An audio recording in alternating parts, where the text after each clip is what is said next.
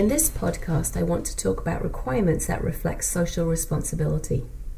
Over the past several years, we've seen many different social apps and products such as Facebook, Snapchat, Twitter, and so on that have emerged and trended almost overnight. Many of these products measurably enhance and support societal values, for example, by fostering communication, enabling social networks, delivering personal services, or providing commerce platforms.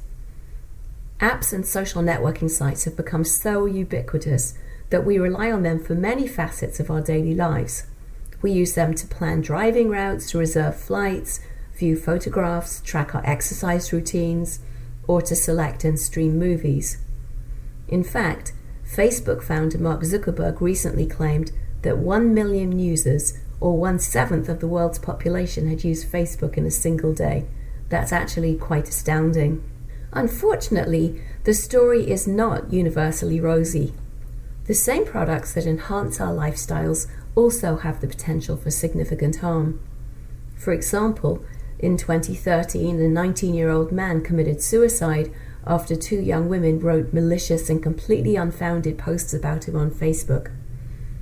As we well know, this kind of incident is not isolated, and there have been several recent studies that have showed cyberbullying to be on the rise. Further, the prevalence of other internet-based crimes, such as cyberstalking and cyber harassment, has led many countries to enact specific laws or to change existing harassment and stalking laws to address those antisocial behaviors.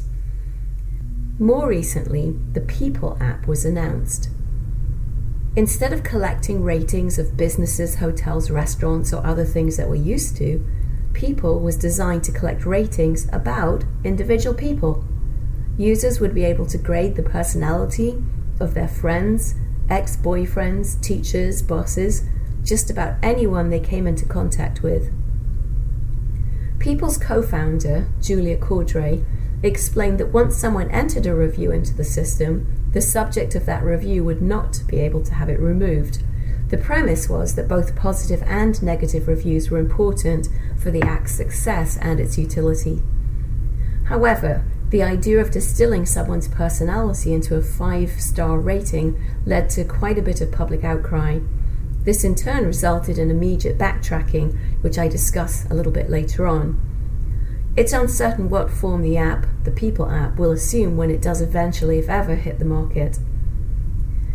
In another example, Sketch Factor was released in 2014 and described as a community empowerment tool that would let people record first-hand reports of sketchy incidents. What is a sketchy incident?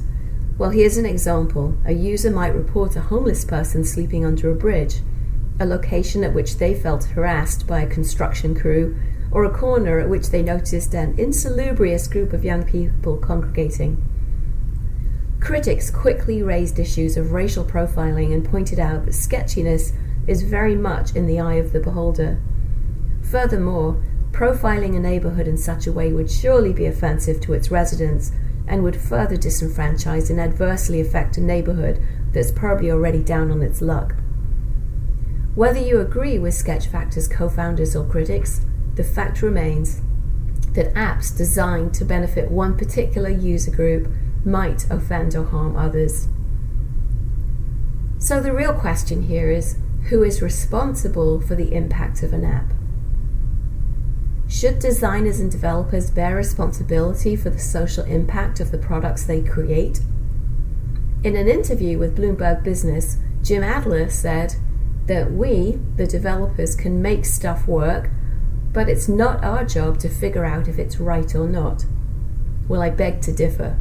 Product developers can and must consider the social and ethical ramifications of products they deliver. But how do we do that? To answer this question, let's take a closer look at how requirements are discovered and dealt with in the fast-moving, fluid world of app development. In many app projects, the traditional requirements engineering process takes on the form of feature design and selection, with app founders, developers, funders, and users assuming the responsibility for feature and process vetting. However, If we accept that many new products on the market are developed without formal requirements elicitation and analysis, it's important to define new common sense practices for ensuring that ethical requirements are considered from the get-go. These are explicitly defined requirements that protect the needs of vulnerable and potentially adversely impacted stakeholders. In my column, I show a socially responsible requirements engineering process for rating an app such as People. First, we identify the targeted users, and then the stakeholder groups that the product might adversely impact. These often aren't difficult to imagine. For example, in this case, people whose reputations are maligned through low personality ratings. Once we've identified those stakeholders, we can systematically identify the ways they could be harmed, for example by privacy intrusions, loss of personal reputation, or product addiction. An example of such addiction is when a young Korean couple became so engrossed in raising their online virtual child that their real 3-month-old infant starved to death. Only when we've documented the potential harms can we identify mitigations and ultimately decide whether the app is socially responsible as well as being financially viable.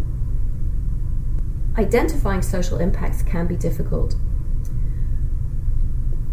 It's not dissimilar to the task of securing a software system, which has sometimes been described as a game of cat and mouse, where the developers adopt current best security practices only for the system to be later attacked by a new, previously unknown attack mechanism. Building socially responsible apps suffers from this same challenge. New products change how people behave, and sometimes the new behavior leads to previously unimagined social impacts, which must be addressed as they emerge. Although I realize that some people might consider it naive to expect product innovators to take the time to analyze social impact, recent history suggests that peer pressure will eventually drive them to do so anyway. In the case of People, the co-founders reacted to the public outcry by creating requirements on the fly. First, they declared that all ratings would be posted, positive or negative. Then, they declared a set of requirements that allowed people being rated to review and dispute negative posts, and disallowed negative posts against people who had never logged into the system. Finally, in a last-ditch effort to save their product, they announced their expectation that people's good nature would shine through and that People would turn out to be an overtly positive experience. Much time, effort, and ill feeling could have been averted if they had thought through the app's social ramifications in advance. Fortunately, most app developers desire to deliver socially responsible apps. The few simple steps I've outlined here could help us think through potential harm, identify mitigating requirements, and ensure that the products we develop maximize good and minimize harm.